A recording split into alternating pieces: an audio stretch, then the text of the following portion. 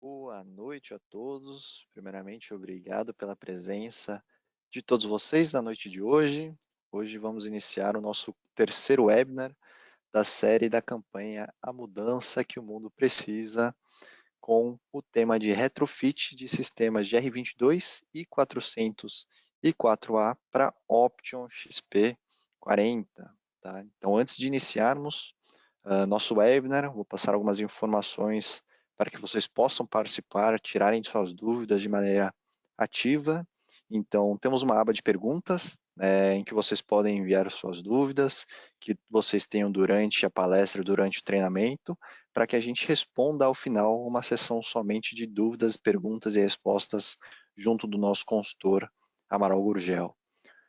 Todos que participarem até o final do treinamento também receberão certificados de participação do webinar, receberão online nos e-mails cadastrados, e também ao final do treinamento da palestra, vocês receberão uma pesquisa de satisfação para entendermos também o feedback de vocês com relação ao treinamento e oportunidades de melhoria. Tá? Não se esqueçam também que ao lado temos uma aba de documentos. Nessa aba de documentos temos 2 guias, né, que vão guiar o seu retrofit de R22 e 404A no seu dia a dia, no seu cotidiano de manutenção e de instalação de sistemas de refrigeração comercial. Tá? Então, antes de mais nada, gostaria de me apresentar, convidar também o Amaral Gurgel, que será o nosso consultor técnico, nosso apresentador na noite de hoje, para dar as boas-vindas a todos os telespectadores que nos acompanham no dia de hoje. Meu nome é Lucas Fujita, sou especialista técnico de serviços técnicos e desenvolvimento de mercado da Chemours, e hoje estamos na presença de Amaral Gurgel, diretor na Elimonte, especialista em sistemas de refrigeração e climatização, como consultor pela Chemours e também pela Danfoss. Uma boa noite, Amaral. Boa noite, Lucas. Tudo bom? Boa noite a todos aí. Um prazer de novo estar dividindo com você, né, essa webinar. Vamos passar bastante informação, né, Lucas? E o pessoal tem que estar antenado que as coisas estão mudando tão rápido, né? E tantas informações, tantos fluidos, quem substitui o quê. Então é importante essas webinars, principalmente dos fabricantes, como nós, da Chemours, né? Que é o que passa para frente todas as informações fidedignas, né, Lucas? Que tem muita gente falando muita coisa por aí, mas é importante acompanhar quem é o fabricante, como é a Chemours na área de fluidos refrigerantes. Perfeito, Amaral. E a Falou, ideia... Pode continuar. Então, só complementando, para quem não me conhece, meu nome é Amaral Gurgel, minha formação é na área da mecânica de refrigeração. Eu trabalho há esse ano não, em julho agora fez 45 anos de refrigeração, nunca saí da refrigeração, desde o primeiro dia que eu pus o pé lá na Escola Senai Escolar Rodrigues Alves, em 77, e até hoje, né, e atualmente prestando serviço para a Chemours, né, desde a época da DuPont, há 25 anos, né, com a Danfoss há 22, e tem o Elimonte que nós fazemos toda a parte aí de assessoria. Né? Perfeito, Amaral. Isso que a gente vai brincar um pouco com vocês hoje. Isso aí. A ideia é que seja um treinamento, uma palestra bastante colaborativa, bastante dúvidas, tudo que vocês tiverem de consultas, de dúvidas, mandem para a gente, que a gente esclarece para vocês saírem daqui com mais conhecimento do que chegaram na noite de hoje. Tá? Então, na nossa agenda, vamos falar um pouquinho de aspectos ambientais e legislação. Então, por que hoje estamos tendo tantas mudanças com relação à utilização de fluidos refrigerantes? Como selecionar o fluido refrigerante ideal para o seu sistema de refrigeração, como saber se o meu sistema já está apto para realizar o retrofit, o passo a passo para a execução do retrofit de 22.404 para Option XP40 e, por fim, case de sucesso de supermercados que já utilizam XP40 e os benefícios que obtiveram fazendo essas mudanças de fluido refrigerante. Tá?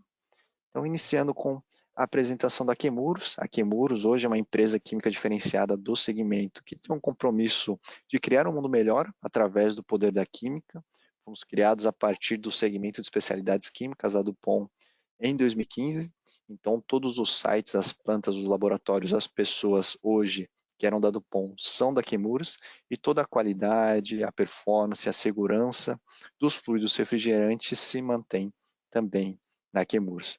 Hoje temos mais de 60 sites espalhados pelo mundo, que contemplam nossas plantas, nossos laboratórios, nossos escritórios comerciais, com presença em mais de 120 países e mais de 6.500 funcionários. No Brasil, temos uma planta em Manaus, de atendimento aos sistemas, né, aos fabricantes, né, uma planta de R410, Freon 410A para os equipamentos de climatização, e em Barueri, uma outra planta de reenvase de fluidos refrigerantes e também com os nossos laboratórios de última tecnologia para garantir qualidade e composição a cada lote. Nosso escritório comercial fica em Alphaville, em São Paulo também. Então, passando agora para aspectos ambientais e legislação de fato, para entender o porquê de tantas mudanças, de tantos fluidos refrigerantes hoje disponíveis no mercado, é preciso entender o porquê dessas legislações. Então, hoje no mundo, no Brasil e no mundo, existem duas legislações, né, dois protocolos internacionais que regem a utilização de fluidos refrigerantes, que é o Protocolo de Montreal e a Emenda de Kigali. O Protocolo de Montreal é um tratado internacional em que mais de 130 países ratificaram, incluindo o Brasil, que visa reduzir e eliminar aquelas substâncias que têm alto potencial de destruição, alto potencial de degradação da camada de ozônio, ou seja, tem alto ODP. E quando a gente fala de fluidos refrigerantes que têm alto ODP, estamos falando dos CFCs, como R11 e R12, e os HCFCs, como R22, ainda muito presente no nosso dia a dia de refrigeração comercial. Então, o Brasil hoje tem uma agenda de eliminação, né, uma agenda de phase-out de eliminação de HCFCs, como R22 e 141B, e a cada 5 anos há uma redução da quantidade de HCFCs que o Brasil pode importar e utilizar, e em 2025 teremos o nosso próximo corte de importações, ou seja, uma redução de 67,5% em 2025 e em 2030 uma redução de 97,5% praticamente total, até a eliminação completa de R22 e 141B em 2040 para sistemas de refrigeração e climatização. Por outro lado, um tema um pouco mais atual, mais presente hoje no mercado, é a questão da emenda de Kigali.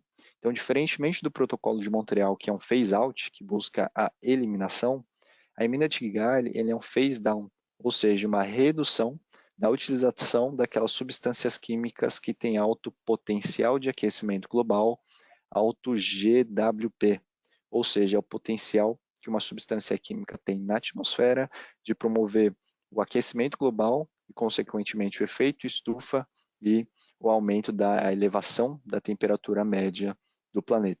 Tá? A emenda de Kigali, hoje no Brasil, já tem o seu texto aprovado e promulgado no Senado e segue para fins de sanção presidencial. E quando a gente fala, né, de emenda de Kigali, cada país tem uma agenda de eliminação, eu vou comentar um pouquinho mais no detalhe, mas de maneira geral, a partir, né, do ano de 2024, então está logo ali, né, daqui menos de 2 anos praticamente, inicia-se o congelamento das importações de HFCs, de hidrofluorocarbonos, como R404, R134A, 407, 507, que são HFCs muito utilizados, né, hoje no nosso mercado de refrigeração, e a partir de 2029 o início das reduções com 10%, em 2029 até 85%, essa redução total em 2045. Tá? Então, hoje, a emenda de Kigali ela é adotada, né, por União Europeia, países desenvolvidos, países em desenvolvimento, e é interessante notar que para a emenda de Kigali é sempre estabelecido uma linha base de consumo de fluidos refrigerantes e a partir dessa linha base de consumo a redução das cotas de importação. Tá? Então, um bom exemplo, né, União Europeia foi o primeiro grupo de países a adotar e ratificar de fato a emenda de Kigali. Começou a primeira redução lá em 2016, Então, 6 anos atrás, né, dos dias atuais, já começou com a primeira redução de 7%, em 2018 uma redução mais significativa de 37%, ano passado uma segunda redução de 55%, ou seja, ele importou no máximo 45% da linha base, até o ano de 2030 com a redução máxima para a União Europeia de 79% versus a linha base. Tá? Então, países desenvolvidos, que a gente chama países do grupo A2, também iniciaram essa agenda de redução de uso de HFCs, como 404 e 134A, também antes do Brasil, por exemplo.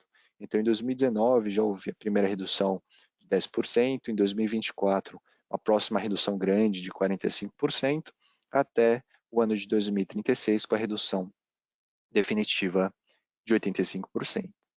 Mas e o Brasil? Onde que o Brasil se encontra nessa agenda, nesse calendário de redução de redução de importação e de utilização de HFCs de acordo com a emenda de Kigali? Então, a partir de 2024, conforme conversamos, o Brasil congela as importações de HFCs de 134, 404, 507, de acordo com a linha base estabelecida de consumo entre os anos de 2020 e 2022, sendo a primeira redução a partir de 2029, né, a redução de 10%, em 2035 uma nova redução mais forte de 30%, em 2040 uma redução significativa de 50%, em 2045 a redução máxima de 85%. E além do Brasil, né, outros países também em desenvolvimento têm agendas um pouco mais extensas, um pouco mais largas de redução, de utilização de importação e consumo de HFCs. E o que isso significa do ponto de vista prático para a gente que está em campo, para a gente que está fazendo instalação, sistemas novos, né? Isso significa que hoje o consumo de HFCs no Brasil ele é crescente. Então, a cada ano, o consumo de HFCs aumenta. E a partir de 2024, essas restrições e congelamentos de importações vão limitar as quantidades disponíveis no mercado. Ou seja, com uma menor quantidade, né, menor volume disponível de fluido refrigerante no mercado, espera-se que tenha uma tendência de redução de quantidade no mercado e, consequentemente, de aumento de preços.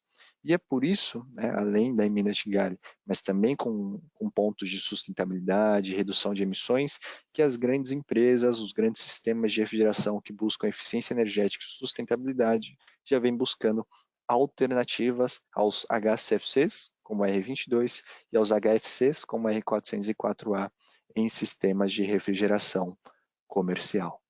Tá? Então, um pouquinho desse histórico de utilização de fluidos refrigerantes, até bastante curioso. Os fluidos refrigerantes existem há muito tempo no mundo, né? Então, os primeiros fluidos refrigerantes foram desenvolvidos em 1800, 1920, né? Entre 1800 e 1920, que eram os produtos químicos industriais que conhecemos até hoje, como o cloreto de metila, uma amônia, um CO2, já eram utilizados como fluidos refrigerantes desde aquela época.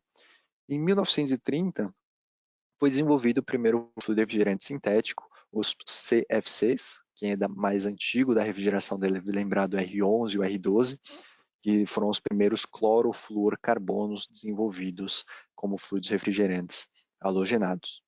Em 1950, 20 anos para frente, foram desenvolvidos os primeiros HCFCs, os hidroclorofluorcarbonos, que existem até hoje, como o R22 e o 141B, que estão sobre o guarda-chuva de regulação e eliminação do protocolo de Montreal por degradarem a camada de ozônio e por isso estarem nessa agenda de regulação.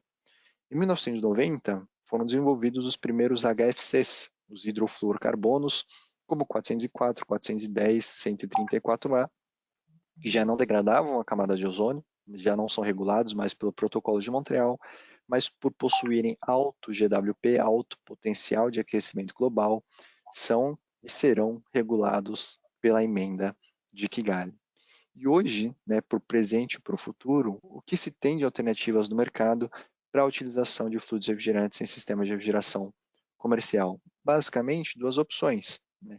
O retorno à utilização daqueles produtos químicos industriais, como CO2, hidrocarbonetos, e amônia, cada um com sua característica de operação, de custos de segurança, de toxicidade, de inflamabilidade, ou a quarta geração de fluidos refrigerantes, os HFOs, as hidrofluorolefinas.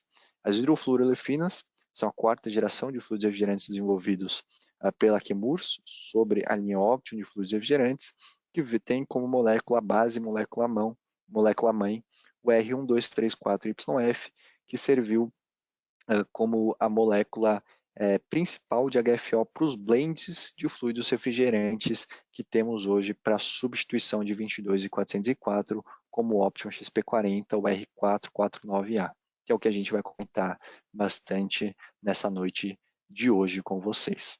Tá?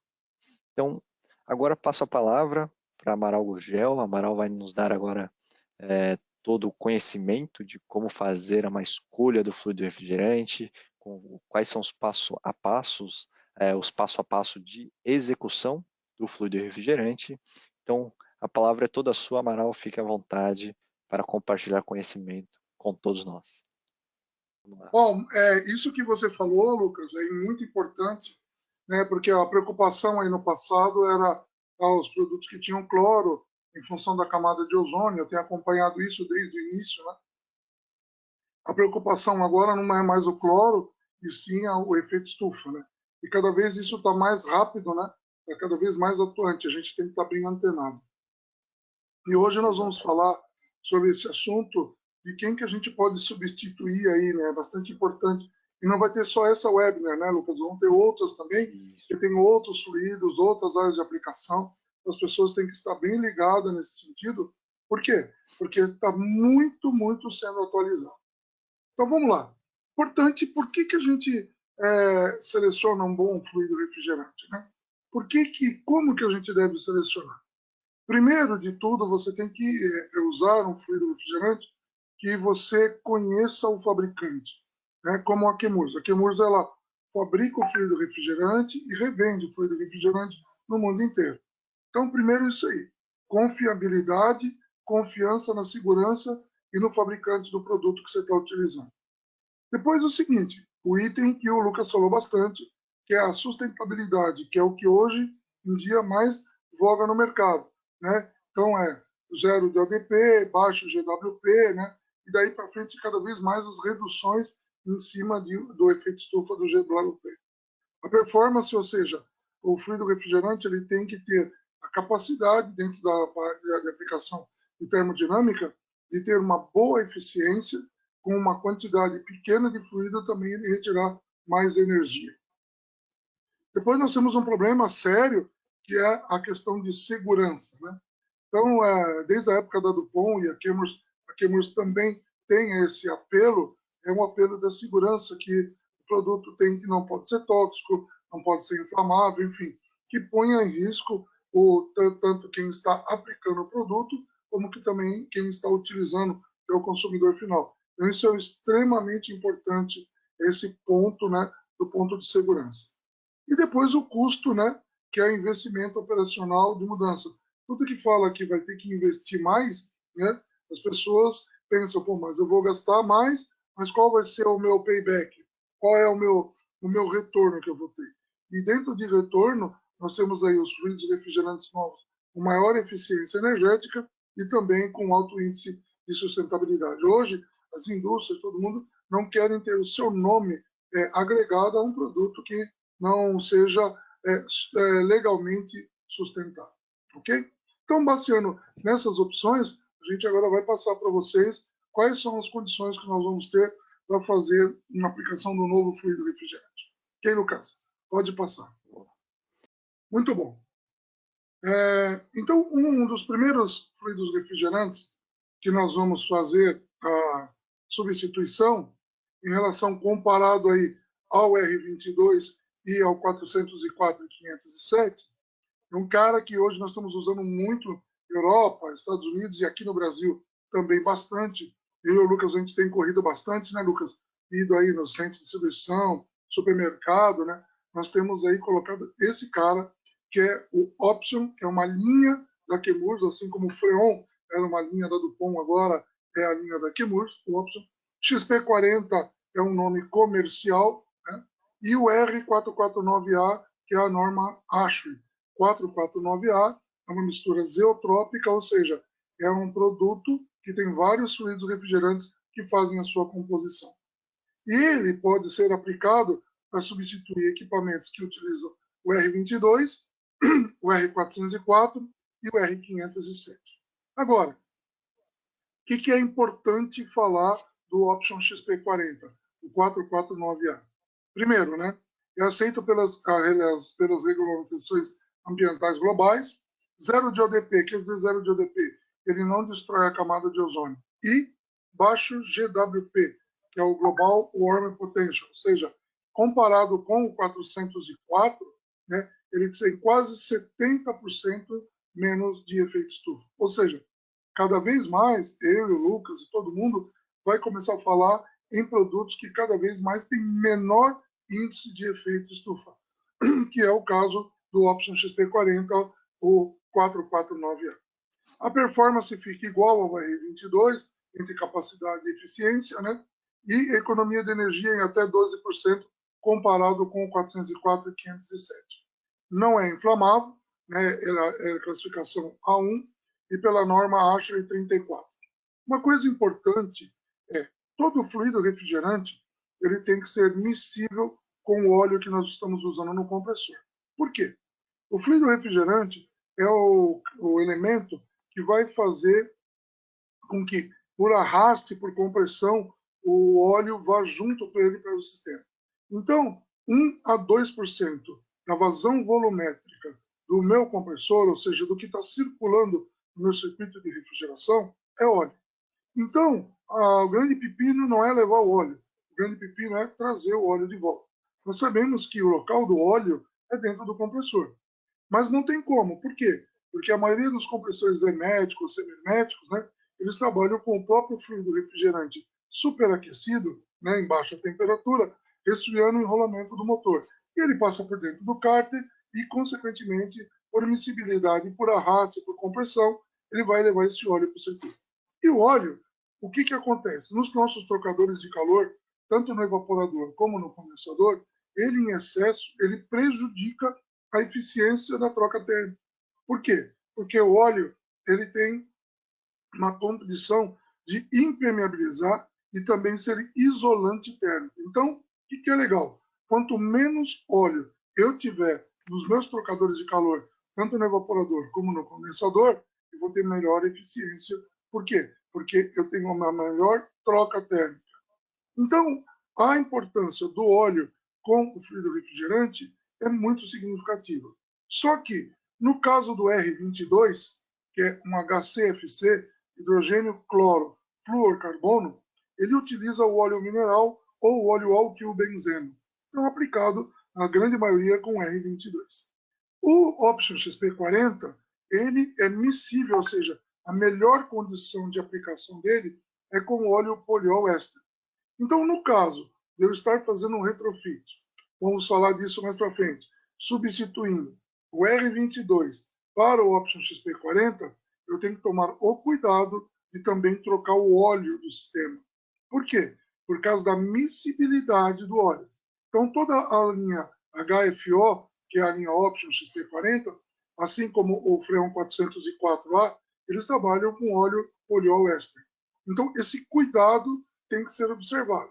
Então, eu vou fazer um retrofit, sim, ele é compatível, tem alguns detalhes que nós vamos passar que é super importante, mas a importância da substituição do óleo, no caso do R22, tem que ser bem avaliado e tem que ser feito. No caso da substituição do Freon 404 ou Freon 507, eles já utilizam óleo poliéster, por quê? Porque são da família HFC, hidrogênio, fluorcarbono. Eles já trabalham com óleo poliéster, então não existe a necessidade nenhuma de fazer a substituição do óleo. Então, partindo desse princípio, essa é uma informação importante. Por quê? Porque como ele pode substituir tanto o 22 como o 404 e 507, eles trabalham com óleos diferentes, tem que ser observado essa aplicação. Bom, partindo disso aí, a Chemours tem uma ferramenta muito interessante que faz uma comparação termodinâmica, que é o CRHET. 1.0. É Kemmer's Refrigerant Expert Tool. Você pode entrar no nosso site, baixar, é de graça, tá? Porque é uma ferramenta que o técnico consegue usar. Então ele pega assim, ele coloca qual é o equipamento que ele está trabalhando, qual é o fluido que ele está usando, ele analisa qual é a performance dele, consumo, COP, eficiência do compressor, temperatura de evaporação, condensação, a descarga, e aí depois ele troca por um outro fluido refrigerante. Vamos imaginar que eu estou com o R22 e eu quero saber, no lugar do R22, se eu colocar o HFO, o XP40 ou 449A, o que vai acontecer? Então, essa ferramenta é uma ferramenta muito interessante que você coloca o fluido e depois você pode comparar qual foi o resultado de consumo, de COP, temperatura de descarga, eficiência energética, comparando o fluido anterior, no caso aí, um exemplo, o R22, e depois aplicando o freon, perdão, o 449A, o HFO, o XP40. E assim você pode simular 22 com 404, 404 no XP40, é uma ferramenta bastante importante, bastante técnica, e você pode fazer o download, está aí junto, né, que é o www.option.com, você pode entrar lá, não tem custo, você pode fazer a aplicação e o estudo disso aí. É uma ferramenta bastante interessante, é uma ferramenta muito técnica, né? Então a pessoa tem que ter um bom conhecimento também para trabalhar isso aí. Mas se tiver alguma dúvida, pode depois entrar em contato conosco da Chemours, tanto comigo como com o Lucas, e a gente dá também um suporte para a aplicação e a operação dessa ferramenta tão importante. Bom, em partindo desse princípio, quais são as recomendações e as avaliações prévias que eu tenho que fazer antes de fazer um retrofit? Então, é importantíssimo, antes do profissional falar, bom, eu vou fazer um retrofit, você avaliar as condições que está o seu equipamento ou aquele equipamento que você elegeu para fazer o retrofit. Substituir ou 22 ou 404 pelo XP40. Por quê? Porque, às vezes, tem alguns equipamentos que estão num estado de depreciação tão grande que, mesmo que você coloque um bom fluido refrigerante lá, ele vai ter muito problema. Ah, é um produto, é um equipamento que tem muito vazamento, ele está subdimensionado, tem alto consumo de energia, tem muita manutenção para ser realizada. Então, você tem que analisar, será que vale a pena fazer o retrofit nesse cara ou se é melhor a gente colocar um equipamento novo? Então, essa avaliação vai muito do feeling do técnico, né? Porque não adianta querer vender um produto bom, como é um produto novo, o XP40, que é mais eficiente, se você tem uma série de problemas no seu equipamento. Ou seja, depois que você colocou a mão, o feeling é seu. E aí começa o problema. Então, avalie bem, vale a pena, o equipamento está bem conservado, ele está nas características de carga térmica, está sendo atendido, ok. Então, você elegeu ele para você fazer o retrofit, né? Depois a gente vai avaliar as condições de operação. Nós vamos falar um pouquinho para frente, que é fazer a anotação de como que está operando hoje esse equipamento. Porque você tem que ter um parâmetro, como é que ele estava operando e como é que vai depois operar com o sistema novo. Verificar a vida útil do equipamento, dos componentes e a disponibilidade de peça de reposição.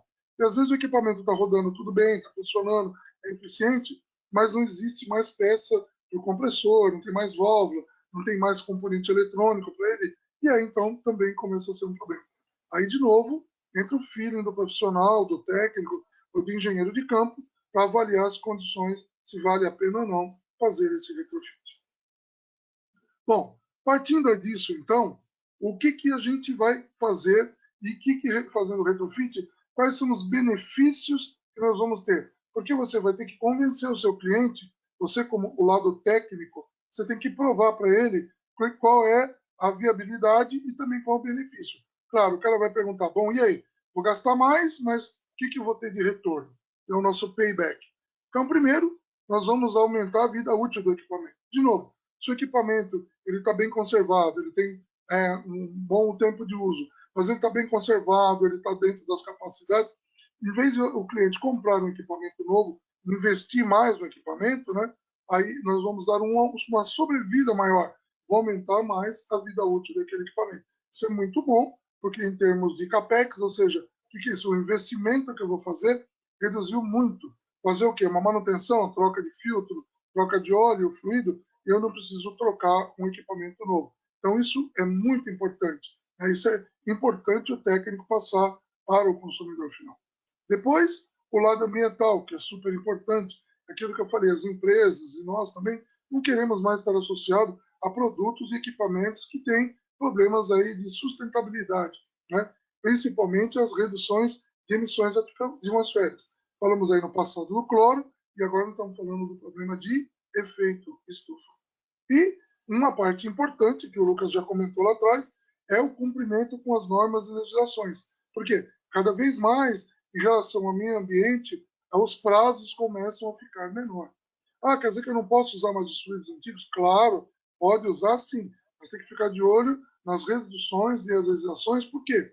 Porque eles estão mudando e nós estamos chegando cada vez mais perto das eliminações. Bom, em relação aos benefícios, né, nós já vimos que é importante fazer análise e ver qual se aquele equipamento é elegível ou não, e a partir disso, então, a partir do momento que eu elegi, mostrei para o meu cliente, eu vou colocar dentro da empresa e fazer um retrofit, quais são os procedimentos passo a passo que eu tenho que executar para fazer o retrofit. Não é nada diferente do que você já faz na sua manutenção preventiva ou manutenção corretiva. Então, não tem nada diferente. O que nós vamos fazer? Nós vamos substituir um fluido que é nocivo ou que tem uma menor sustentabilidade por um que tem uma maior sustentabilidade, sem mexer tanto no seu equipamento e melhorar ainda as condições de vida útil e também em termos de meio ambiente. Então, quando eu vou fazer uma manutenção, e aí o retrofit não deixa de ser uma manutenção, é uma coisa muito simples, né? A primeira coisa que nós temos que lembrar é na segurança. A gente tem que tomar cuidado, porque nós da área de refrigeração e climatização, nós saímos de casa como profissional e voltamos como sobrevivente. A gente brinca assim. Por quê? Porque a gente trabalha com alta pressão, alta temperatura, né, com energia elétrica, com produto químico. Às vezes a pessoa vai fazer uma manutenção de instalação, vai andar de rapel também. Então, ou seja, segurança em primeiro lugar. Como nós falamos de fluido refrigerante são produtos químicos. Então, é importante nós estarmos dentro das normas, usando os EPIs de segurança, né? Luva, proteção para o óleo, a roupa, bota. O pessoal fala, mas eu sempre trabalhei com refrigeração, nunca tive problema. Se você olhar a sua tabela, relação pressão-temperatura, lá nós temos uma relação do fluido refrigerante à pressão atmosférica, ou a zero de manômetro. Então você vê que tem alguns fluidos, por exemplo, como está marcado aí embaixo, o freon R22, a pressão atmosférica, ou seja, a zero de manômetro, ele na fase líquida ele vai evaporar 41 abaixo de zero. Então, se por acaso você vai tirar uma mangueira ou por um acidente sair um líquido de dentro da descarga do compressor ou da sucção e ele caiu no seu rosto, na sua mão, imagina que ele vai estar evaporando 40 abaixo de zero. E o que queima a pele, o que degrada, é a diferença de temperatura. Pode ser alta temperatura, como maçarico, quando a gente encosta numa tubulação de cobre, mas também como baixa temperatura. E é muito comum a gente ver os técnicos de refrigeração, você olha na mão deles e a mão dele tem alguma parte que está queimada, que está preta. Por quê? Porque às vezes foi tirar lá a mangueira, caiu o líquido ali, queimou, e ela muda a cor da pele. Então, tem que tomar cuidado. Porque quando cai na mão ainda, você ainda consegue até resolver. Mas se cair no olho ou no rosto, aí a coisa fica complicada. Então, segurança em primeiro lugar. Vou trabalhar com produto químico e os fluidos refrigerantes são produtos químicos, eu tenho que tomar cuidado. E lembrar também que sempre que eu for trabalhar com um produto químico, eu tenho que ter a FISPIC dele, que é a ficha de identificação e segurança do produto químico. Aliás, todas as indústrias hoje, quando você entra para prestar um serviço e você vai entrar com um produto químico, como o caso da parte de fluidos refrigerantes, eles exigem que você tenha a FISPIC. Por quê? Porque ali está todas as orientações, qual a formulação, se tiver um vazamento, se cair na pele, se você inalar. Então, é importante você ter as informações daquele fluido refrigerante que você está trabalhando. Bom, partindo do EPI, que isso aí já é notório, a gente já tem que estar, isso já está, é parte do nosso dia a dia, né? Então, as ferramentas que nós vamos utilizar não são nada diferente do técnico que também utiliza para fazer manutenção corretiva, preventiva e também instalação. São os manômetros, né? Eles são os detectores de vazamento, os EPIs, o fluido refrigerante, bomba de duplo estágio de alto vácuo, e lembrar também da conservação desse ferramental, principalmente a bomba de vácuo. Nós sabemos que a qualidade do alto vácuo feito pela bomba de vácuo está intimamente ligado ao óleo que a gente utiliza. Então não adianta você usar uma bomba de grande capacidade, de 18, de 20 CFM, se você não fizer uma manutenção e não trocar o óleo. Então a bomba finge que está fazendo vácuo e você finge que o vácuo está sendo feito. Então é importante, antes de eu fazer uma instalação, um retrofit, o que eu faço?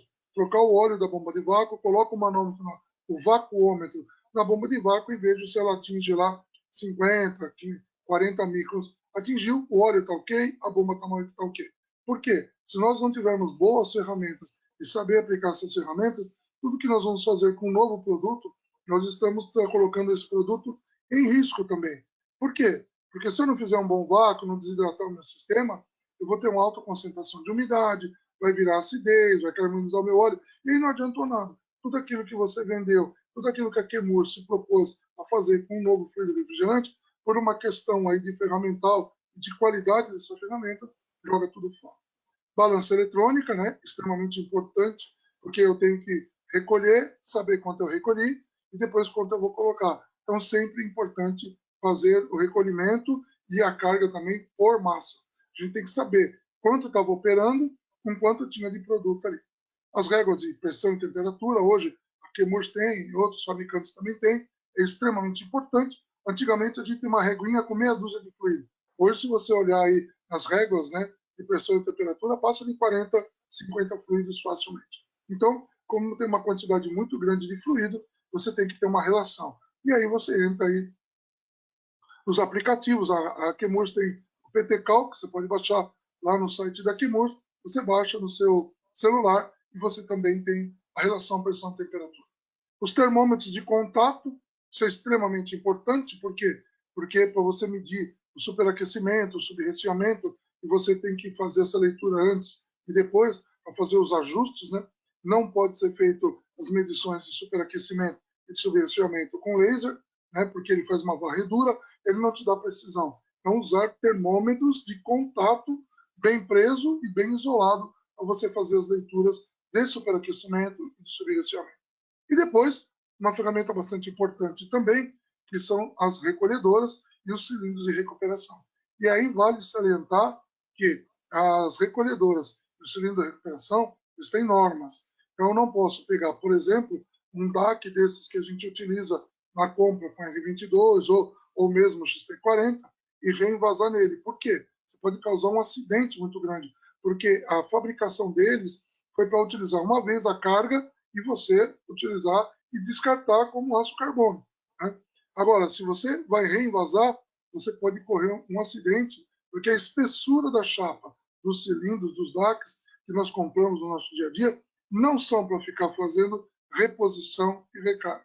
Então, tem que tomar cuidado e aí ter os cilindros normais que são utilizados aí para a recuperação. Então, eles têm válvula de segurança, a espessura dele é maior. Por quê? Para você não correr o risco de também correr um acidente. Nós queremos que você faça o retrofit, que o seu cliente fique bem, que você mostre que ficou um equipamento melhor, menor consumo, mas também a gente não pode causar um acidente. Então, o cilindro de recuperação ele tem que estar dentro das normas também.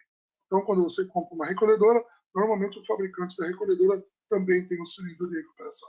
Então, jamais utilizar para reenvasar os nossos DACs aí, porque eles não são preparados para isso e pode causar um acidente. Bom, então o que nós vimos? Que a ferramenta para fazer o retrofit não é nada diferente da ferramenta que o técnico, que o bom profissional, né, tem no seu dia a dia. Então, para fazer o retrofit eu preciso comprar uma ferramenta nova? Claro que não. É exatamente o que você já usa no seu dia a dia. Se você é um profissional de refrigeração e não tem essas ferramentas, tem que procurar ter. Por quê? Porque daqui cada vez mais os clientes não vão permitir que você vá fazer um serviço e jogue principalmente o fluido na atmosfera. Porque é o nome dele, é a logomarca dele, né, que está sendo ali prejudicada e ainda com problema que pode ser multado. Né? E soltar fluido na atmosfera é um crime ambiental inafiançável. Então, tem que tomar cuidado, tem que ter todas as ferramentas. Então, em relação a fazer o retrofit, então eu tenho todas as minhas ferramentas, eu elegi aquele equipamento como um equipamento que eu posso fazer o retrofit, beleza. Então, o que eu tenho que fazer antes? É importante. Eu tenho que fazer um comparativo, como que está funcionando aquele equipamento. Então, o que é bom? Não tem vazamento, o equipamento está funcionando bem, então eu vou fazer todas as leituras de pressão, temperatura, superaquecimento, subresfriamento, temperatura de descarga, consumo de energia, né? Potência elétrica ou a corrente utilizada, anotar tudo isso aí, recolher o fluido, pesar, porque é importante eu saber quanto de produto eu estou tirando, porque para mim ter uma referência de quanto eu vou colocar. Então, daqui não é nada diferente de uma manutenção. Então, as manutenções preventivas e preditivas é o que eu faço. Medição de pressão, temperatura, superaquecimento, subresfriamento, né? Vejo o nível de óleo no meu separador de óleo, no meu compressor, temperatura de descarga, enfim.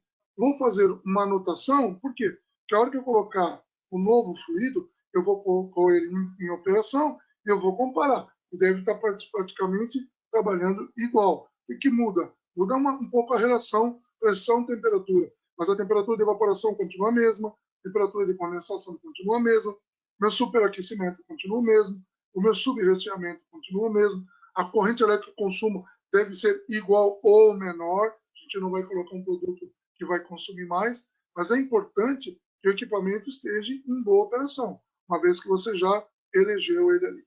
A partir do momento que eu fiz toda essa análise e anotei, registrei, aí eu começo então a etapa para fazer a substituição. E aí entra uma parte importante, que é o recolhimento do fluido refrigerante. Isso é uma etapa importante, né? Por quê? Porque eu vou retirar o antigo fluido refrigerante que está lá, vou pesar ele, vou colocar no cilindro de recuperação e vou verificar a quantidade total em massa, por peso. Por quê? Quando eu for colocar o novo fluido refrigerante, eu vou colocar exatamente a mesma quantidade. Então, é importante fazer o recolhimento. Daí eu tenho que ter uma boa recolhedora, eu tenho que ter a balança, os cilindros já devem estar em vácuo, né, para você poder fazer a carga. Quando os sistemas são muito grandes, então se recomenda aí fazer o sistema push-pull, né, você puxar ele na fase líquida e retornar o vapor de cima dele de novo para a recolhedora, para você diminuir a pressão do cilindro. Em alguns lugares as pessoas, inclusive, gelam o cilindro, colocam dentro de água de gelado, não tem problema. Mas o importante é você tomar cuidado, principalmente com a massa, porque você tem que estar pesando, porque se o seu cilindro cabe 10 ou 12 quilos, você está recolhendo lá, você tem que saber qual a quantidade que já entrou naquele cilindro. E aí, se tiver mais recolhimento, colocar no outro cilindro, senão você pode causar também um problema de segurança. Então, primeiro passo aí, eu fiz todas as medições e agora eu recolhi esse fluido refrigerante. Bom, tirei o refrigerante antigo e agora o que nós vamos fazer?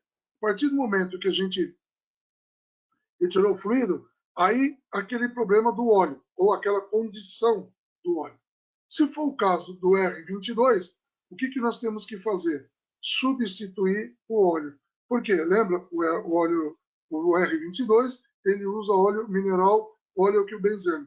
O XP40, o 449A, ele usa óleo mineral. Então, o que tem que fazer? Drenar o óleo do compressor, drenar o óleo do separador de óleo, né? Drenar a maior quantidade de óleo possível. Para quê? Para que você vá colocar um novo óleo lá dentro, que é o óleo poliéster.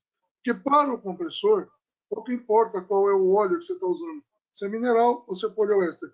Porque sem a aplicação do óleo mineral ou poliéster, está ligado ao fluido e não ao compressor.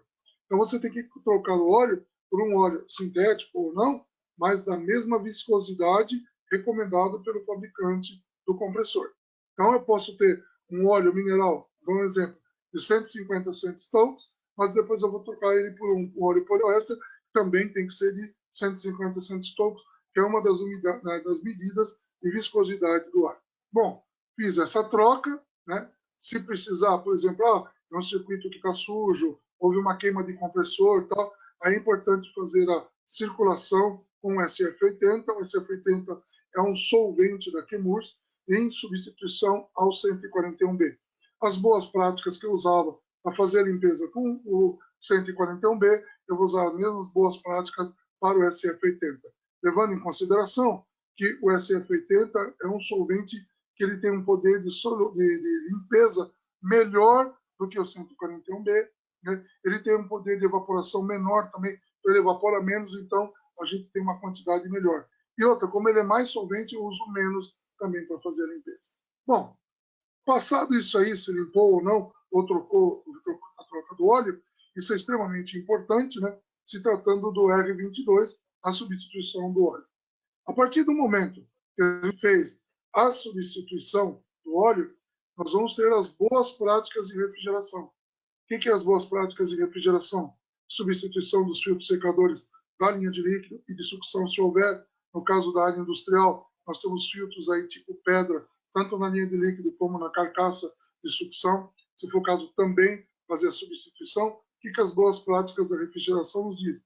Eu abri um circuito de refrigeração, eu tenho que substituir os filtros, seja da linha de líquido, da sucção e também os filtros de óleo, quando existir filtro de óleo no seu sistema.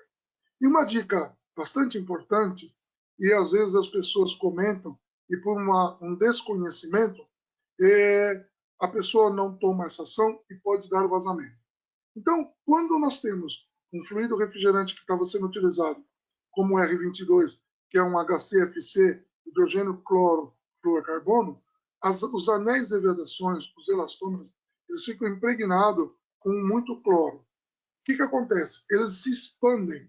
Então, o que são os anéis de vedação? Ali onde vai aos O-ring, nas válvulas de serviço, válvula solenoide, ali nas pontas da Schneider. Então, aquela borracha que está ali, ela fica impregnada de cloro e ela incha.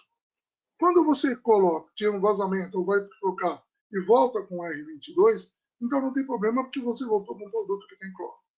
Mas quando você vai substituir o R22, que tem cloro, por exemplo, o Freon 404 ou o XP40 que não tem cloro, essas borrachas, quando não tem cloro, elas tendem a se deformar.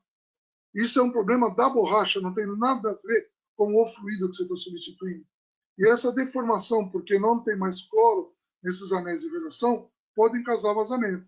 E aí, às vezes, a pessoa, o técnico ou o engenheiro da obra, ele, troquei o fluido e agora esse fluido está atacando as minhas borrachas e está fazendo vazamento. Não tem nada a ver. Então, é um problema que esses elastômeros, quando você tira o cloro deles, eles não voltam na sua originalidade e eles se deformam e aí dá o vazamento. Qual é a recomendação? Troquei o óleo, eu faço a troca dos anéis de vedação.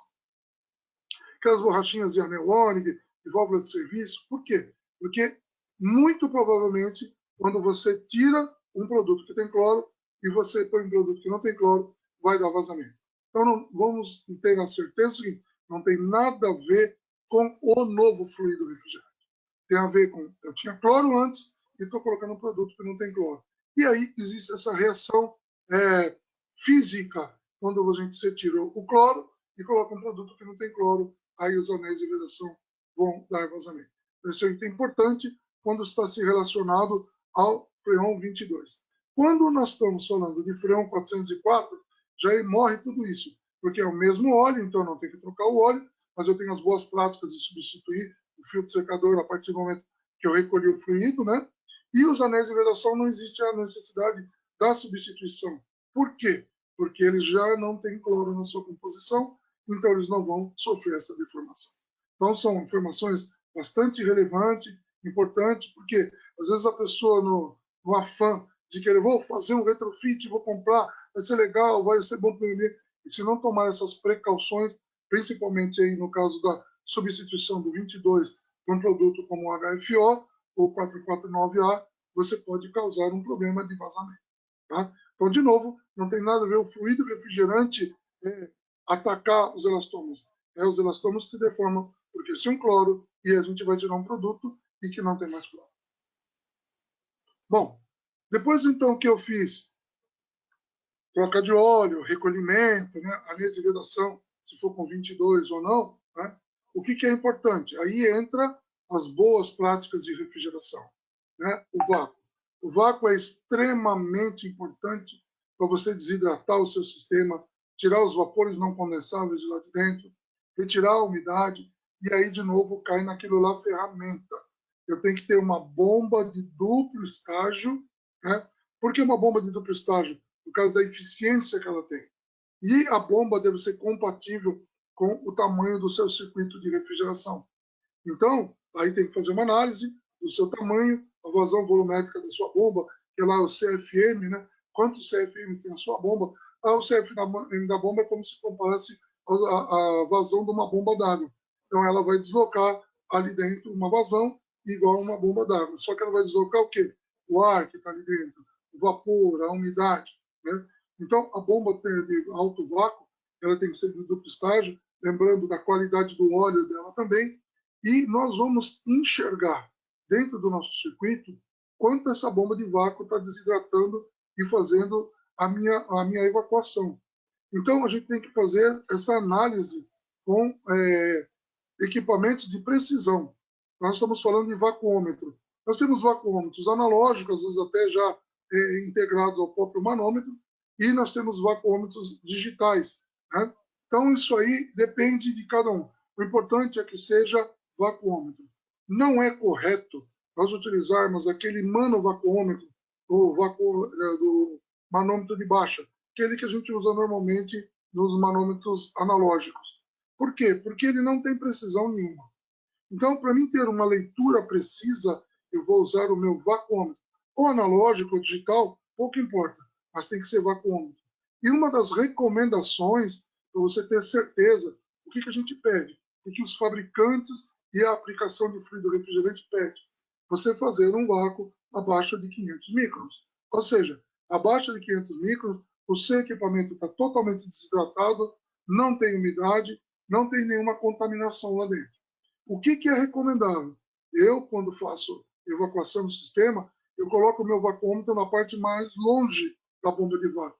Por quê? Se você medir com o vacuômetro perto da bomba de vácuo, você pode estar tendo uma falsa leitura do vácuo da bomba de vácuo e não do teu circuito. Então a gente tem que ter o vacuômetro, né, desligar longe da bomba de vácuo. E quando for fazer a medição, se tiver registro, fecha os registros, desliga a bomba de vácuo e deixa o vacuômetro fazer a leitura. Aí você vai ter certeza que o seu sistema está desidratado. Chegou a 500 micros, removeu toda a umidade. Nós sabemos que a umidade, a água dentro do circuito de refrigeração, ela vira ácidos. Se quando tem cloro, no caso do 22, ácido clorídrico, e nos produtos que não tem cloro, como os HFO e os HFCs, ela cria o ácido fluorídrico. E são ácidos que, se não tiver uma boa limpeza, sistema, boa desidratação, eles vão destruir o sistema de refrigeração. Eles vão comer o enrolamento do motor, o verniz, vai degradar o óleo, enfim, vai virar um problema. Então é importante fazer a desidratação com bomba de duplo estágio, atingiu 500 micros, o seu circuito está apto a receber o fluido. Veja que tudo isso que eu estou falando para vocês é o nosso dia a dia, o dia a dia do técnico, do mecânico. Não estamos falando nada de outro mundo aqui, que tem que comprar uma ferramenta, vender o carro para comprar ferramenta, fazer. Não. Tudo que eu e o Lucas estamos falando aqui é exatamente o que o profissional, o técnico, o mecânico da refrigeração vai fazer no seu dia a dia. Então, vocês viram que não mudou absolutamente nada. Bom, atingiu os 500 microns, aí o que nós vamos fazer? Nós vamos, então, fazer a carga do fluido refrigerante. E aí, uma coisa muito importante, né? O XP40, que é o 449A, ele é uma mistura zeotrópica, ou seja, dentro dele nós temos 4 ou 5 fluidos refrigerantes, cada um na sua temperatura de saturação. Então, na mesma pressão, cada fluido vai ter a sua temperatura de saturação. E aí, nas réguas de cálculo, né, nós temos uma diferença, que é o glide. E aí, o que nós temos que usar? Se for a evaporação, nós temos que usar o dew point. E se for a condensação, o bubble point. O que é isso? Isso, na média, é a temperatura de evaporação e a temperatura de condensação média de todos esses fluidos que estão numa mescla aí, naquela mistura. Então, um vai evaporar menos 10, outro 9,2, outro 10,3, outro 9,4, mas na média ele vai evaporar no dew point ou no bubble point. Dew evaporação e bubble condensação. É importante você ver esse ponto lá na sua regra de cálculo, na relação pressão-temperatura, porque tem alguns fluidos refrigerantes que chegam a ter 5 graus de glide, ou seja, do início ao término da saturação. Então é importante você colocar o dew e o bubble na hora de você fazer a leitura. Ah, estou vendo a evaporação? Dew point. Ah, estou vendo a condensação? Bubble point. Então, ali, que a partir do momento que eu vou fazer as leituras, eu vou quebrar o vácuo do meu sistema, né? E como são misturas zeotrópicas, eu tenho que fazer essa carga na fase líquida. Por quê? Porque na fase líquida, dentro do cilindro, quando eu viro ele de ponta cabeça, aquele produto A, B, C, D que está ali, está na proporção correta. Então, o XP40, que é o 449A, o A é maiúsculo, que me indica que é uma substância, que é uma mistura. E esse A indica a proporção de cada produto que estou fazendo, o XP40, o 449A. Então, essa quantidade de produto que está ali tem uma proporção de cada um. E na fase líquida ele está na proporção correta. Por isso, então, quando eu for fazer a quebra do vácuo ou fazer a carga do fluido refrigerante, sempre de ponta cabeça. Quando eu tiver um cilindro que ele tem pescador, aí não existe essa necessidade. Ele já está pegando lá no fundo. Mas como esses DACs, esses cilindros que nós usamos no nosso dia a dia, ele não tem o pescador, então eu tenho que usar ele de ponta cabeça. Importante, quando você pegar o nosso produto e vai usar no cilindro, verifique que ele esteja lacrado. Por quê? Porque senão pode ter acontecido alguma violação ou ter tido um vazamento. Então não use. Quando você comprar um cilindro, você tem que verificar que ele esteja lacrado. Por quê? Porque a Chemours tem todo um trabalho de análise química, de rastreabilidade do nosso fluido refrigerante, e ele tem que chegar com você em perfeitas condições. E o produto tem que estar lacrado. Por quê? Se estiver lacrado é porque está desde lá do início da produção, desde lá da nossa florita, passou lá todo o nosso sistema de destilação, de filtragem, está dentro dos padrões da norma ARI, que a Chemours segue. É muito importante isso aí. Por quê? Fluido refrigerante é que nem combustível. Se o cara que está no posto de gasolina e você está indo fazer a completar o tanque do teu carro for de má qualidade, quem vai pagar o preço é o motor do seu carro. Fluido refrigerante é a mesma coisa. Se você não tiver certeza de que aquele produto que você comprou é de uma boa marca, de uma boa procedência, você também vai ter problema no seu compressor. E tudo que acontece de errado no circuito de refrigeração, quem vai pagar o pato é sempre o compressor. Por isso, então, quando eu for fazer a carga de um fluido refrigerante, ver se ele está lacrado, família 400, mistura zeotrópica, eu faço a carga na fase líquida. É importante dizer o seguinte, em algumas situações, nós podemos fazer a carga de fluido refrigerante ou quebrar o vácuo diretamente no tanque de líquido quando o equipamento assim o permitir. Ou seja, se a minha unidade condensadora, o meu condicionador de ar, tiver ao lado do tanque de líquido, ao lado da descarga, tiver válvula por isso. Por quê? Evitar injetar líquido no compressor. Por quê? Porque o líquido refrigerante, mesmo que o seu compressor esteja parado, se você injetar uma grande quantidade direto pela sucção, e alguns equipamentos, principalmente os splits, são assim, você pode estar inundando de líquido o seu compressor. Aí tem que deixar aquecer, para poder fazer a evaporação. Se eu tiver as duas válvulas, a válvula de sucção e a válvula de descarga, prefira fazer a carga direto pela descarga ou no seu tanque de líquido, porque ali é passível de receber líquido sem problema nenhum. Por que é importante a balança aí? Lembra que lá no início a gente fez a leitura e pesou o que você retirou? Então nós vamos colocar a mesma quantidade de massa de novo com um novo fluido aí, no caso o XP40. Então é importante você ter a balança. Aí você pesou antes de você fazer o retrofit com um produto antigo e aí vai colocar a mesma quantidade no produto novo. Uma dica do dia a dia, na minha experiência. Eu tirei 10 quilos, 12 quilos do outro sistema. Não coloca os 12 quilos de uma vez. Coloca aí uns 10, 15% menos e, se precisando, vai ajustar. Perceba, nós estamos fazendo um retrofit. Nós estamos colocando um outro produto que não é o mesmo produto que você estava utilizando.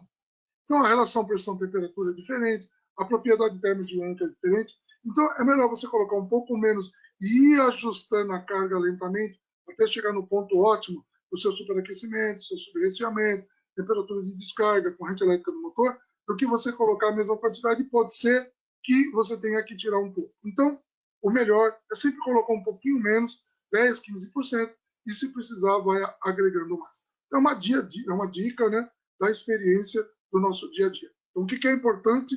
Sempre fazer o carregamento da família 400 na fase líquida por massa, com balança.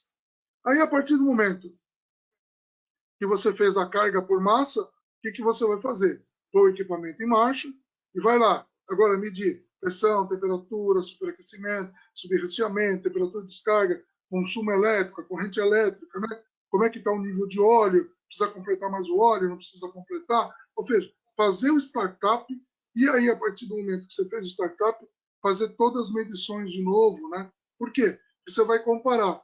Porque o que vai mudar? O que vai mudar são as relações pressão e temperatura. Ah, o R22 a 0 grau é 58 libras. Ah, o XP40 a 0 grau não é 50. Mas você tem que ter uma pressão equivalente à mesma temperatura de evaporação e à mesma temperatura de condensação. Lembrando do DIL e do bubble. Então, é importante você deixar o seu equipamento funcionando nas condições originais que ele está funcionando. De temperatura, evaporação, temperatura de condensação, corrente elétrica, quantidade de fluido, né? As relações de pressão vão mudar. Os ajustes do pressostato também têm que ser ajustados em relação às novas pressões do fluido refrigerante. Possa ser que você precise mexer na válvula de expansão sem necessidade de trocar. Ah, mas o superaquecimento com R22 estava, sei lá, em 11 Kelvin. Agora o meu está dando, vamos supor, 8 ou 6. Então, eu preciso fechar um pouquinho a válvula, ou está mais alto, abrir um pouquinho. Esses pequenos ajustes que fazem parte do nosso dia a dia, que é normal fazer numa manutenção, nós também temos que tomar esse cuidado. Ou seja, o meu equipamento tem que trabalhar nas mesmas condições com um novo fluido refrigerante mais sustentável.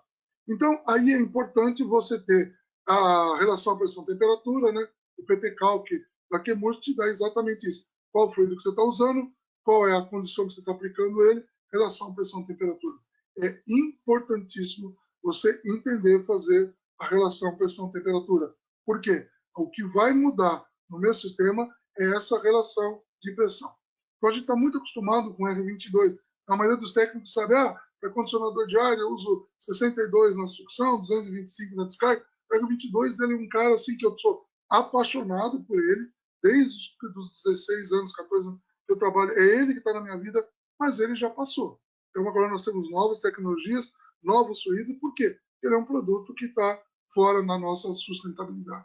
Então é importante fazer essa relação pressão-temperatura. Após isso, você colocou em marcha, fez as leituras, está funcionando, está tudo perfeito, câmara, balcão, chiller, seja o que você vai fazer, é importante você identificar aquele equipamento com um novo fluido. Por quê? Você não trocou válvula, você não trocou compressor, a única coisa que você trocou é o fluido, ou eventualmente o óleo.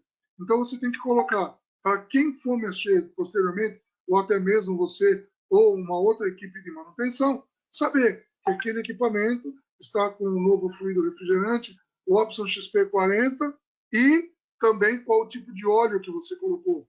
Porque, às vezes, no óleo lá no compressor está usando óleo mineral. Então, você tem que identificar também no compressor ou na etiqueta que você vai colocar qual é o tipo de óleo também que você colocou.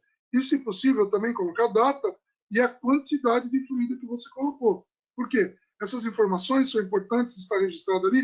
Você colocou um novo produto e esse novo produto, às vezes, quem vai mexer lá não sabe que está com ele. É importante ficar em lugar visível, no compressor, no painel elétrico, e identificar que está com esse novo fluido refrigerante. Por quê? Porque se você ou alguém, por engano, colocar um outro fluido refrigerante, misturar, você tem um terceiro produto que é um Frankenstein. A gente não sabe o que vai acontecer. As relações pressão, temperatura, muda tudo. E aí você tem que recolher todo e fazer uma nova carga com fluido refrigerante. Por isso, a importância da identificação do equipamento com o novo fluido, com o óleo, a data, quantidade de massa, o óleo que você colocou, para que não ocorra a mistura. Se misturar fluido refrigerante, aí você vai ter que substituir tudo de novo. Então, esse é um item simples de tudo, mas extremamente importante a sua identificação. Né? Em relação a isso, o que é importante? Né? Após você ter registrado todas as operações, colocar a identificação lá, é importante você, se você é um prestador de serviço dentro de uma empresa, chamar o responsável pela empresa ou pela tua área de manutenção ou de projeto de instalação e apresentar a nova instalação ou o novo equipamento, o novo retrofit para ele e dizer, ó, agora está trabalhando assim, está aqui, ó, deixa uma cópia do relatório com ele, faz ele assinar que ele recebeu aquilo ali. Por quê? Porque dentro das indústrias hoje, às vezes as pessoas mudam. E aí, às vezes, a criança fica sem pai. Então é importante você que fez a operação se garantir, ó, tal dia eu estive aí, o seu fulano de tal assinou, ele está ciente que nós fizemos o retrofit. Por quê? De novo, a partir do momento que você põe a mão, o filho é seu. Então, quanto mais informação para você e para quem você operou o retrofit tiver claro, é importante para a segurança e informação de todo mundo. Né? Então, isso é importante a gente passar essas informações, porque o retrofit nada mais é do que uma manutenção simples. Não é nada fora do nosso dia a dia. Porém, tem que ter aqueles cuidados do óleo, do anel de vedação, quantidade de fluido, o recolhimento, né? E as boas práticas de refrigeração. E o Lucas, a gente tem andado aí o Brasil inteiro, né? A gente tem corrido bastante aí e feito retrofit, feito orientação, e as pessoas estão realmente aderindo, né, Lucas? Todo lugar que a gente vai, as pessoas falam, poxa, que legal, que bacana, eu estou contribuindo com o meio ambiente, né? E o Lucas vai, a gente vai junto, e a gente tem feito muita retrofit. E às vezes nem aparece tanto na mídia, mas a gente tem feito bastante. Então, a gente vai mostrar para vocês aqui alguns casos que nós fizemos, um ou outro, pouca coisa, mas que a gente já fez e que teve um grande êxito nesse sistema aí. Então, Até, dentro... Amaral, só Pois não. um comentário aqui antes da gente começar a falar dos cases. Todo mundo que acompanhou aqui os procedimentos passo a passo de retrofit, tem uma aba aqui chamada aba de documentos, em que a gente tem os dois guias de retrofit, de R22 para XP40 e 404 para XP40, que vocês podem baixar e ter acesso ao documento com o passo a passo detalhado, as tabelas de conversão de saturação, de pressão e temperatura para comparar do XP40 versus 22, do XP40 versus o 404, para vocês consultarem futuramente também. Tá? Então Que fica bacana, né? disponível aqui para vocês fazerem acesso a esse documento para vocês consultarem e utilizarem como guia na rotina. Tá? Beleza. Muito bom. Bacana, né? Cada vez mais a nossa tecnologia. Antigamente, o que a gente fazia? A gente ia fazer uma palestra, saía com 200 quilos de catálogo, de papel, era só papel. Tinha uma floresta amazônica de catálogo de informação. E passava de um mês para outro, mudava tudo. Hoje é tudo online, mudou, está muito mais prático. Né? Eu estava comentando outro dia com um amigo, falei, pô, estou fazendo 45 anos de refrigeração.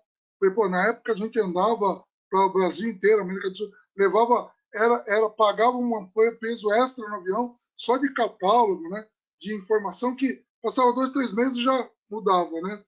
E eu brincava que naquela época a época dos dinossauros, né? Eu sou um dinossauro da refrigeração.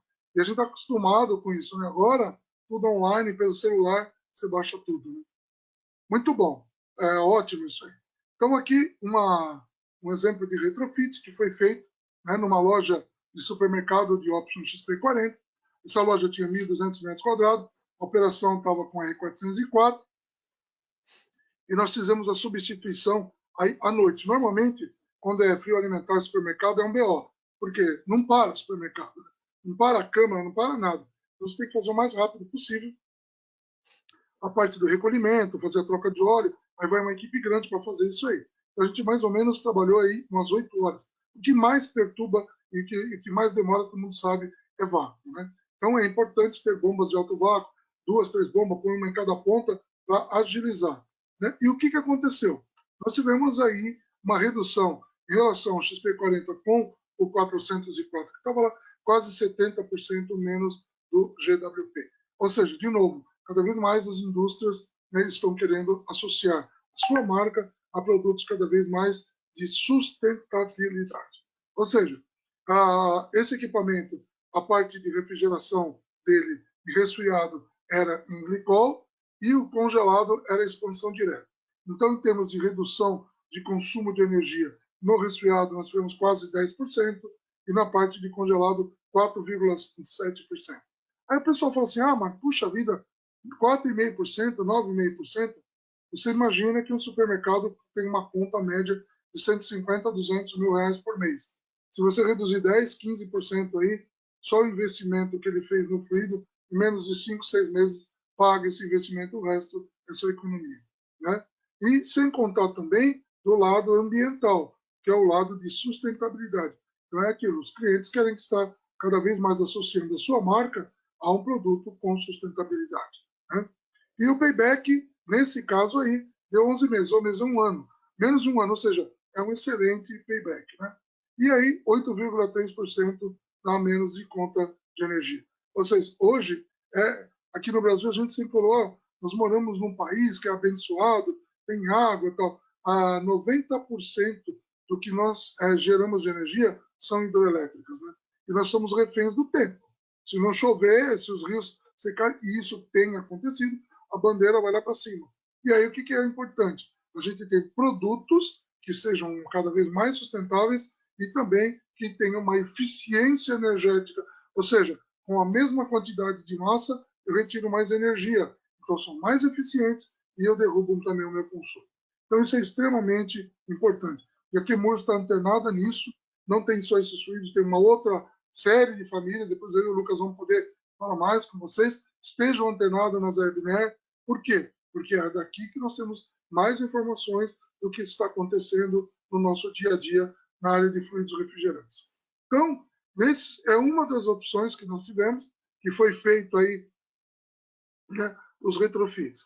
E aí a gente fez no mundo inteiro, na Alemanha, nos Estados Unidos, na Bélgica, né?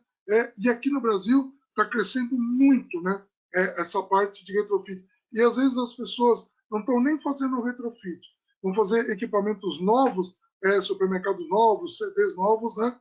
Eles já fazem já com um novo fluido, que é o XP40.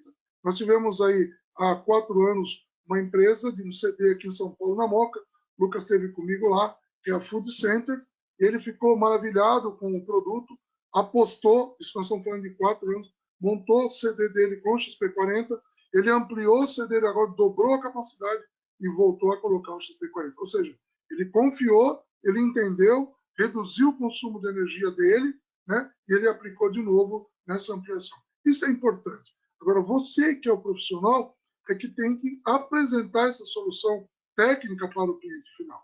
Porque o elo de ligação entre nós, Chemours, a parte química, a parte do produto, a gente dá todo o suporte, mas o elo de confiança entre o cliente final, o supermercadista ou a indústria, é você técnico, é você profissional. E aí tem toda uma equipe técnica, comigo, com o Lucas, e nós podemos dar o suporte para vocês. Então, o que é importante? Não tem nenhum mistério, não tem nada de diferente. São as mesmas ferramentas, mesmo tipo de manutenção. O que mudou? O fluido refrigerante com um índice melhor de eficiência energética e de melhor sustentabilidade. Que é isso que a gente bate no dia a dia. Né? Então, conclusão. É necessário possuir um plano de conversão, sistemas IR22 e 404, fazer um plano. Você não precisa fazer agora. Eu tenho um monte de supermercado. Então, faz uma loja por mês, ou quando for fazer uma manutenção, se programar para fazer esse tipo de coisa. Depois, a avaliação prévia do equipamento. É importante para você não pegar um equipamento que está zoado, que está com problema, e vai colocar um fluido bom que não vai dar resultado nenhum. Né? O retrofit é um cara que melhora a eficiência, aumenta a vida útil e também reduz o consumo de investimento em novos equipamentos. E o XP40, o Option, que é uma marca da Chemours, XP40, o 449A, é o substituto ideal para o R22 e para o 404 ou 507 em sistemas de refrigeração com média e baixa temperatura de evaporação.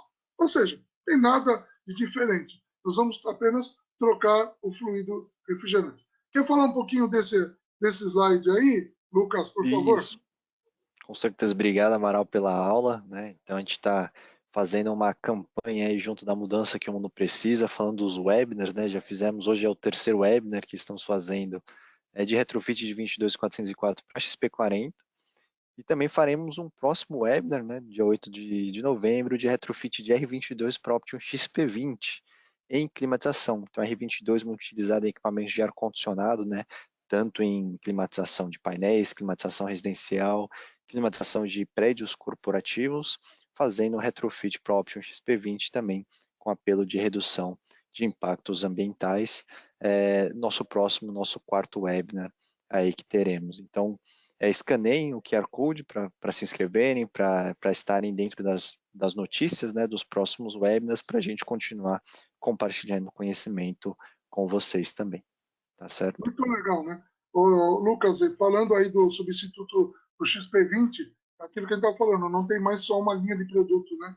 Tem vários outros produtos. Nós tivemos a semana retrasada fazendo um retrofit exclusivo, inclusive colocando o XP20 e ficou assim bem, mas bem melhor do que estava com o R22, né?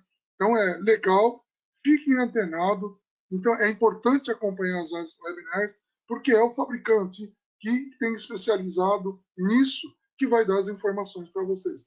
E outra, a pessoa que não se atualiza está fora do mercado, né, não é, Lucas? Então, a gente tem que ter Exatamente. essa consciência. Tá? Então, esse do R22, o XP20, vai ser um boom. Por quê? Tem muita informação legal e é um produto excelente para fazer a substituição do R22 em climatização.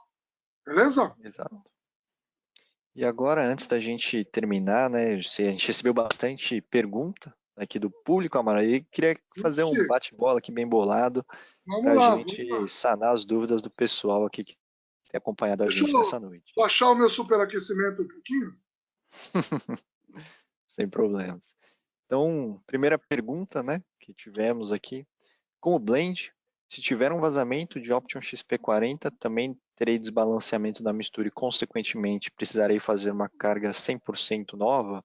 Ou seja, se eu tiver um vazamento, eu preciso tirar todo o fluido refrigerante e fazer uma carga nova no sistema de refrigeração, Amaral? Ou Vamos posso lá. completar? Não, tranquilo. Essa é uma pergunta bastante frequente, né? E isso é uma dúvida muito recorrente, principalmente de quem trabalha com Freon 410 na parte de condicionadores de ar. Então você imagina o seguinte: toda a família 400, que são substâncias zeotrópicas, que tem vários fluidos que compõem, de novo, tem aquele glide, cada um na sua condição. Quando você tem um vazamento, depende de onde você tem o vazamento. Então, por exemplo, se eu tenho um vazamento na descarga do meu sistema, todos os fluidos estão na fase de vapor. Então, se eu tiver um vazamento, todos vão vazar na mesma condição de vapor. Se eu tiver um vazamento na linha de líquido, todos estão na fase líquida. Então, todos vão vazar na mesma condição de líquido. Tem um vazamento na sucção. Ah, beleza. Lá está na fase de vapor. Então, todos vão estar na mesma condição. Então, se o vazamento ocorrer aonde eu tenho o mesmo estado físico para os fluidos refrigerantes, ou vapor ou líquido, eu posso eliminar o vazamento, recolher, pesar, completar de novo, sem problema nenhum. Aonde que não é recomendável você usar ou completar se tiver vazamento? Se você tiver um vazamento, por exemplo, no seu cilindro, porque o cilindro ele tem estático ali paradinho, na parte de baixo fica a fase líquida e na parte de cima fica a parte dos fluidos em vapor. Então o que acontece? Eu estou estático, embaixo líquido, em cima vapor, eu tenho as duas fases ali. Então quando você, por exemplo, abriu o seu cilindro, fez a carga lá, família 400, e não fechou direito, ficou vazando, o que aconteceu? Você tem as duas fases junto, líquido e vapor. E aí você tem um problema, porque aí vai vazar das duas fases, o que tem vapor, maior pressão primeiro, depois outro de menor pressão, e aí você teve um problema de desbalanceamento. No sistema de refrigeração, raramente você vai ter isso, a não ser nos condensadores, nos evaporadores, onde ocorre mudança de fase. Mas mesmo assim, se vazar na onde está correndo a saturação, ainda você pode recolher o fluido e completar sem problema nenhum, desde que você complete o que vazou. Agora, Se você está usando um equipamento de um fabricante, como Split, como Self, como Schiller, e ele falar, se tiver um vazamento dessa mistura, e aí, família 400, eles orientam você a tirar todo o fluido novo, perdão, todo o fluido que está lá, do que vazou, do que restou do vazamento, e colocar o novo, siga a orientação do fabricante. Mas como nós, fabricantes de fluido refrigerante, a Chemours recomenda, fala assim, se você tiver um vazamento de uma mistura, obedecendo isso que a gente falou, você pode completar.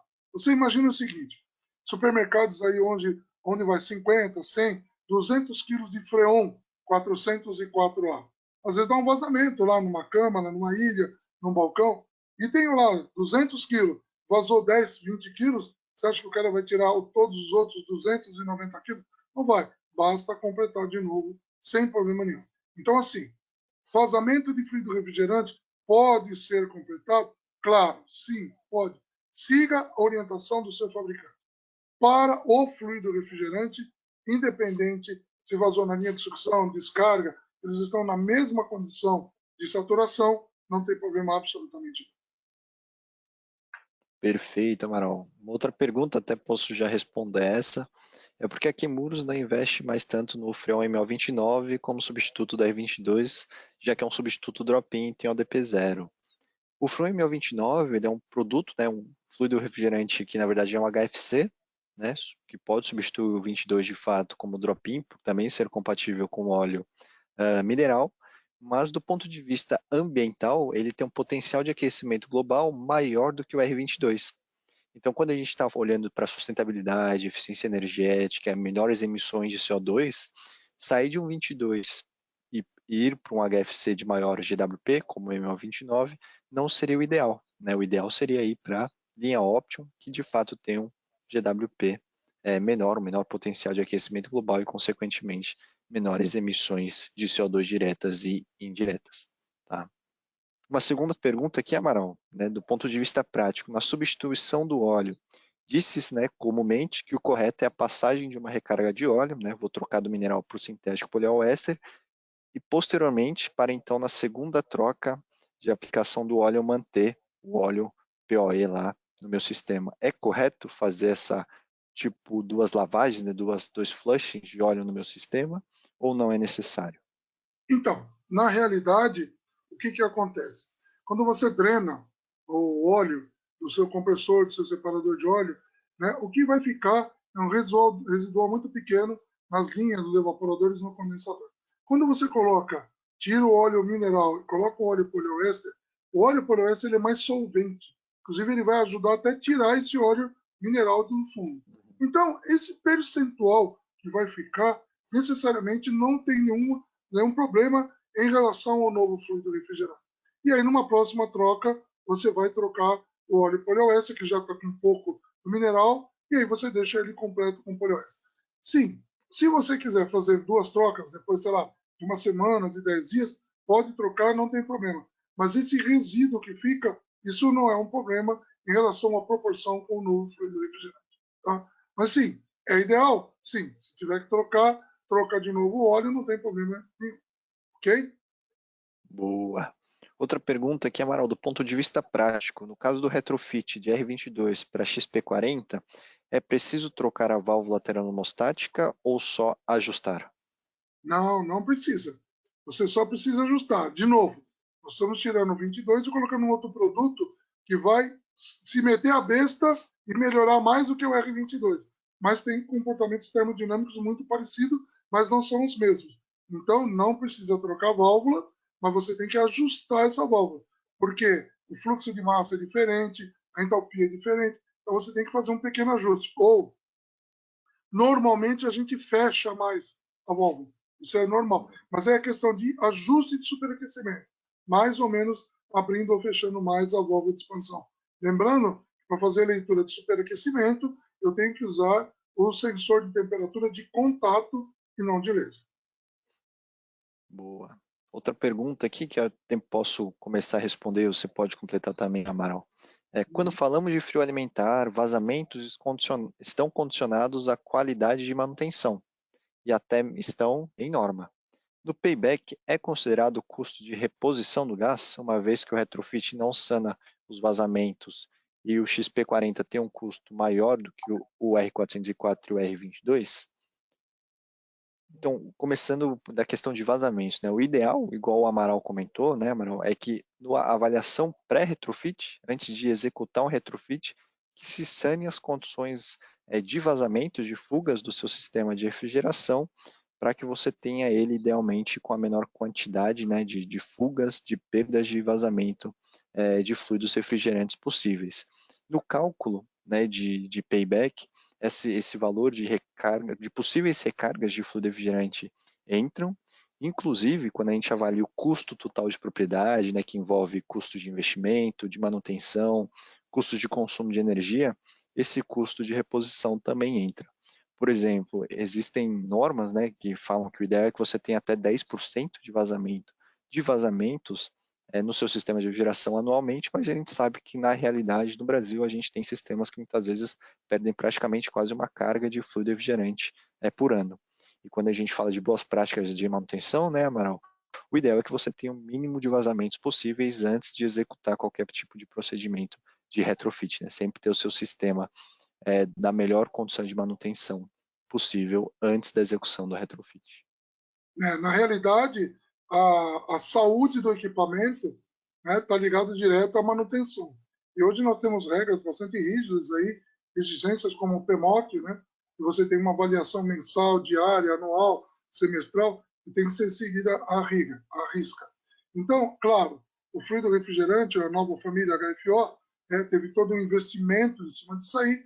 Obviamente que os custos são diferenciados em relação ao R22, que já está no nosso dia a dia aí. Agora, a tendência do custo é diminuindo conforme aumenta o consumo.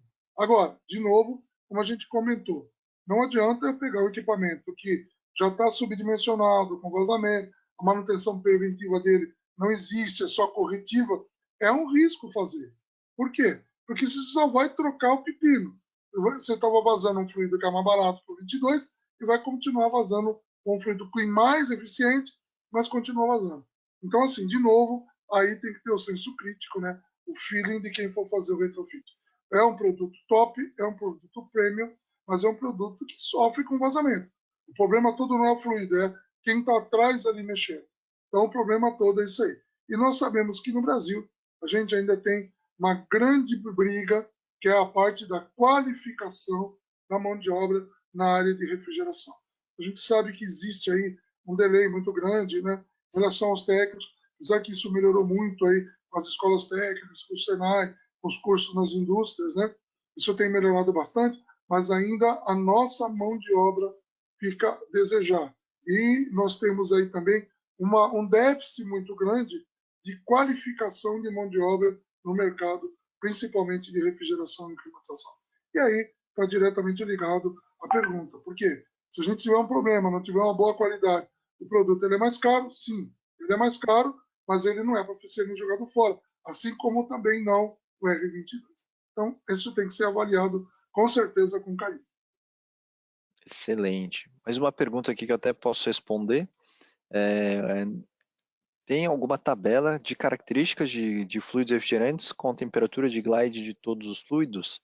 É no próprio aplicativo da Chemours PTCal que você pode consultar todos os fluidos refrigerantes, né, as relações de pressão e temperatura, e tem uma aba de informativos do fluido, que contém classificação de segurança, compatibilidade de óleo, e também tem lá o item de glide dos fluidos refrigerantes para você consultar também.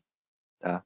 Outra dúvida aqui, Amaral, né, normalmente no recolhimento do gás, né, do fluido, existe contaminação de óleo, entre outros, né, contaminantes no fluido no momento do recolhimento. Essa prática de pesar o recolhimento não acarreta em erro ao medir o peso de impureza junto?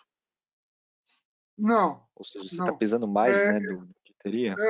não, é irrelevante, porque a quantidade de óleo, no caso aí, que está entrando, é 1%, menos de 1% em relação ao que você está retirando. Então, isso não prejudica em nada.